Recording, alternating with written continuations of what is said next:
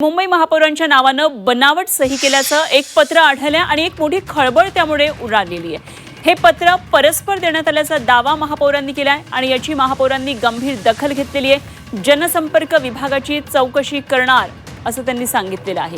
गेल्या काही दिवसांपासून सातत्यानं मुंबई महापालिकेच्या महापौर रितू तावडे अडचणीत येत आहेत आणि वेगवेगळे आरोप त्यांच्यावर होत आहेत। एक आरोपांची राळ खरं तर गेल्या काही दिवसांपासून उठलेली वेगवेगळ्या मुद्द्यांवरून आणि आता महापौरांच्या नावानं बनावट सही केल्याचं पत्र सुद्धा आढळलंय आणि एक मोठी खळबळ आता उडाली आहे। हे पत्र परस्पर देण्यात आल्याचा दावा महापौर रितू तावडे यांनी केलाय।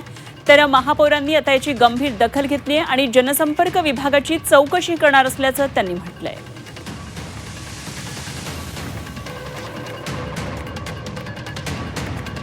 ब्लॅक अँड व्हाईट पत्र आहे, ह्याच्यावरती एवढा मोठं ओरिजिनल पत्रावरती व्हाईट इंक लावलेलं आहे। त्याचं सगळं व्हाईट इंक लावून ते सगळं काढलेलं आहे। हे काय चाललंय?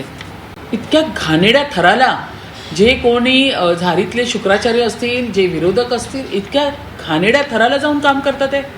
या ठिकाणी महापौरांचा हात नसताना सुद्धा महापौरांच्या नावाने पत्र काढतात। मी वारंवार बोलते, तुम्ही खोटं जास्त वेळ टिकू शकत नाही या ठिकाणी, त्याचा पर्दाफाश हा होणारच।